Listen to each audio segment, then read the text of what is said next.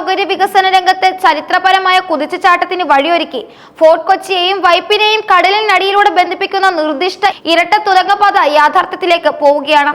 സംസ്ഥാനത്തെ ഗതാഗത മേഖലയിൽ വിപ്ലവം സൃഷ്ടിക്കാൻ പോകുന്ന ഈ മെഗാ പദ്ധതിയുടെ നിർമ്മാണത്തിനായി ഉടൻ തന്നെ സർക്കാർ താൽപര്യം ക്ഷണിക്കുമെന്ന് KJ മാക്സി MLA ഔദ്യോഗികമായി അറിയിച്ചു. 2672.25 കോടി രൂപ ചെലവ് കണക്കാക്കുന്ന ഈ പദ്ധതി ദക്ഷിണേന്ത്യയിലെ തന്നെ ഏറ്റവും വലിയ എഞ്ചിനീയറിംഗ് വിസ്മയങ്ങളിൽ ഒന്നായി മാറുമെന്നാണ് പ്രതീക്ഷ.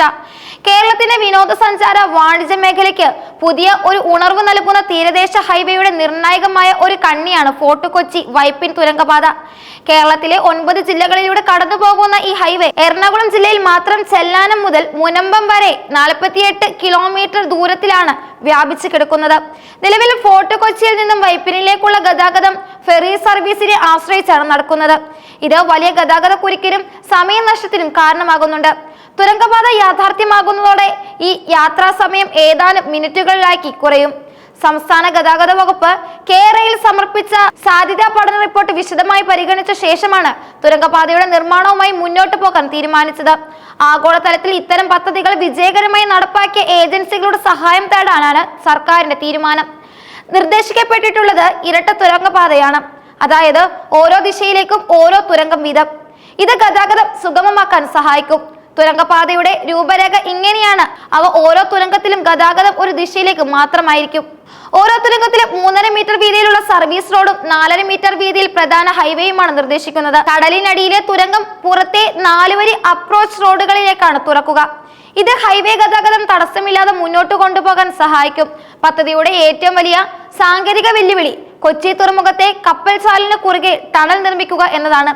കപ്പൽചാലിന് കുറുകെ നിർമ്മിക്കുന്ന ഈ തുരങ്കം കടലിൽ 35 മീറ്റർ ആഴത്തിലായിരിക്കും.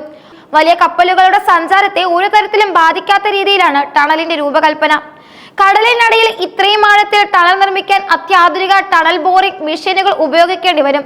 യാത്രക്കാരുടെ സുരക്ഷയ്ക്ക് തുരങ്കപാതയിൽ അതീവ പ്രാധാന്യം നൽകുന്നുണ്ട്. ഓരോ 250 മീറ്ററിലും അടിയന്തര സാഹചര്യങ്ങളിൽ വാഹനം നിർത്തുന്നതിനായി പ്രത്യേക സ്റ്റോപ്പ് ബേകൾ നിർമ്മിക്കും.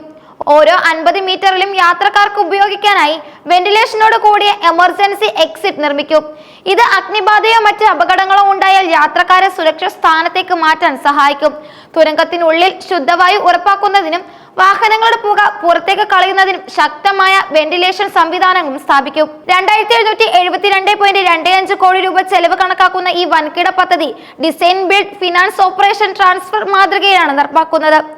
അതായത് പദ്ധതിയുടെ രൂപകൽപ്പനയും നിർമ്മാണവും കരാറെടുക്കുന്ന സ്വകാര്യ കമ്പനിയായിരിക്കും നടത്തുക. പദ്ധതിക്ക് ആവശ്യമായ പണത്തിന്റെ വലിയൊരു ഭാഗം സ്വകാര്യ പങ്കാളിത്തത്തിലൂടെയാണ് കണ്ടെത്തുക.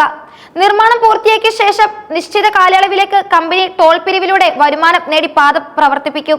അതിനുശേഷം പദ്ധതി സർക്കാരിന് കൈമാറും. വൻ സാമ്പത്തിക ബാധ്യത സർക്കാരിനില്ലാതെ അത്യാധുനിക സാങ്കേതിക വിദ്യയുടെ സഹായത്തോടെ പദ്ധതി പൂർത്തിയാക്കാൻ ഈ മാതൃക സഹായിക്കും. വികസന പദ്ധതികൾക്ക് വേഗത നൽകാൻ സർക്കാർ സ്വകാര്യ പങ്കാളിത്തം പ്രോത്സാഹിപ്പിക്കുന്നു എന്നതിന്റെ സൂചന കൂടിയാണിത്. ഫോർട്ട് കൊച്ചി വൈപ്പിൻ തുരങ്കപാത കൊച്ചിയുടെ ടൂറിസം വാണിജ്യ ഭൂപടത്തിൽ വലിയൊരു മാറ്റങ്ങൾ തന്നെ വരുത്തും. ഫോർട്ട് കൊച്ചി വൈപ്പിൻ മുനമ്പം തുടങ്ങിയ തീരദേശ ടൂറിസം കേന്ദ്രങ്ങളെ എളുപ്പത്തിൽ ബന്ധിപ്പിക്കും. ഇത് കൂടുതൽ വിനോദസഞ്ചാരികളെ ആകർഷിക്കാനും പ്രാദേശിക സമ്പദ് വ്യവസ്ഥയെ ശക്തിപ്പെടുത്താനും സഹായിക്കും. കൊച്ചി നഗരത്തിലെ ഗതാഗത കുരുക്കിന് വലിയൊരളവിൽ ആശ്വാസവും ഉണ്ടാകും. ഫെറി സർവീസുകൾക്കായി കാത്തിരിക്കുന്നതിന്റെ സമയം ഒഴിവാക്കപ്പെടും. തുറമുഖ പ്രവർത്തനങ്ങൾക്കും മത്സ്യബന്ധന മേഖലയ്ക്കും വേഗത്തിലുള്ള ഗതാഗത മാർഗം ലഭിക്കുന്നത് ലോജിസ്റ്റിക്സ് ചെലവ് കുറയ്ക്കാനും സഹായിക്കും. ചുരുക്കത്തിൽ തുരങ്കപാത യാഥാർത്ഥ്യമാകുന്നതോടെ കേരളത്തിന്റെ തീരദേശ വികസനത്തിന് പുതിയ ദിശാബോധം തന്നെയാണ് ലഭിക്കുന്നത്. ഈ മെഗാ പ്രോജക്റ്റ് സമയബന്ധിതമായി പൂർത്തിയാക്കാൻ ആവശ്യമായ നടപടികൾ സ്വീകരിക്കുക എന്നതാണ് ഇനി സർക്കാരിന് മുന്നിലുള്ള പ്രധാന വെല്ലുവിളി. താൽപര്യപത്രം ക്ഷണിക്കുന്നതോടെ പദ്ധതിയുടെ പ്രാഥമിക നടപടികൾ വേഗം കൈവരും.